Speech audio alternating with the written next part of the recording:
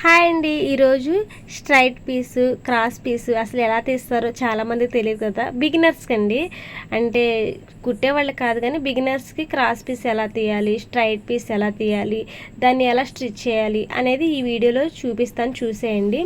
ఇదిగోండి ఈ క్లాత్ అయితే ఇంక ఇంట్లో ఉన్న క్లాత్ అయితే చూపిస్తున్నాను అనమాట. దీనికోసం నేను ఇస్త్రీ అయితే చేయట్లేదు, నాకు సడన్గా గుర్తొచ్చింది చెప్దాము, చాలామందికి క్రాస్ పీస్ క్రాస్ స్ట్రైట్ తెలియదు కదా అని చెప్పేసి ఇంకా స్టార్ట్ చేస్తాను అనమాట.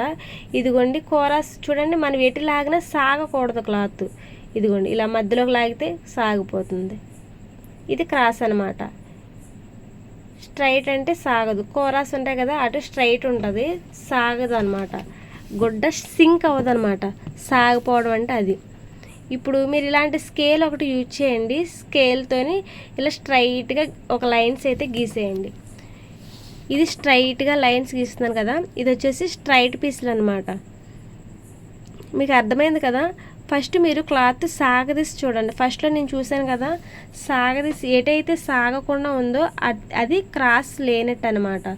సాగిందంటే అది క్రాస్ ఉన్నట్టు. చూడండి ఇప్పుడు ఇలాగ కటింగ్ అయితే వేసేయండి. నేనైతే స్ట్రైట్గా అయితే కటింగ్ వేసేస్తున్నాను. 2 పీసులు కట్ చేస్తున్నాను. ఇక ఎన్ని పీసులైనా సరే ఇలాగే కటింగ్ వేసుకొని ఇక స్ట్రైట్గా మనం జాయింట్లు చేసుకుంటూ వెళ్ళిపోతే ఇంక ఎన్ని పీసులైనా వచ్చేస్తుంది అనమాట. ఈ పీసులు దేనికి ఉపయోగిస్తారంటే స్క్వేర్ నెక్కలకి, అలాగే పలకల మెడలకి, తర్వాత మన షేప్ పట్టి నడుం బెల్ట్లకి వాటికి అలాగే స్ట్రైట్గా తీస్తారు. ఇంక ఇది నార్మల్గా ఒక దాని మీద ఒకటి పెట్టేసి అయితే మనం జాయింట్ చేసేయచ్చు, కుట్టు వేసేయాలన్నమాట. వేసేస్తే ఇలా అయితే నీట్గా వచ్చేస్తుంది. ఇంక ఎన్ని పీసులైనా సరే అంతే. ఇప్పుడు క్రాస్ పీస్ చెప్తాను, చూసేయండి. ఇలాగ చూడండి, ఇలాగా ఇది గీస్తే స్ట్రైట్, ఇది స్ట్రైట్, క్రాస్ ఇదిగోండి క్రాస్, ఇది ఇలా అన్నమాట. సాగిపోద్ది ఆ క్రాస్ అనేది, క్లాత్ బాగా సింక్ అవుతుంది, అది క్రాస్ పీసులు కూడా ఇప్పుడు మనం స్ట్రైట్గా కటింగ్ వేయకూడదు, ఇలా క్రాస్గా కటింగ్లు వేసేసుకోవాలి. చూడండి ఇలా నీట్గా కటింగ్ అయితే వేసుకోవాలి. నేనైతే 2 పీసులు అయితే కటింగ్ వేస్తున్నాను, చూసేయండి. ఇప్పుడు ఇది జాయింట్ కూడా ఎలా చేయాలంటే చూడండి ఎంత సాగిపోతుందో మీకు అర్థమైపోద్ది అనమాట. ఇంకేదైనా ఇంతే, మీరు 2 సార్లు కటింగ్ వేసి కొడితే ఇంక మీరు సీనియర్ అయిపోతారు. మీరు ఇంక బిగినర్స్ కాదు ఈ విషయంలోని.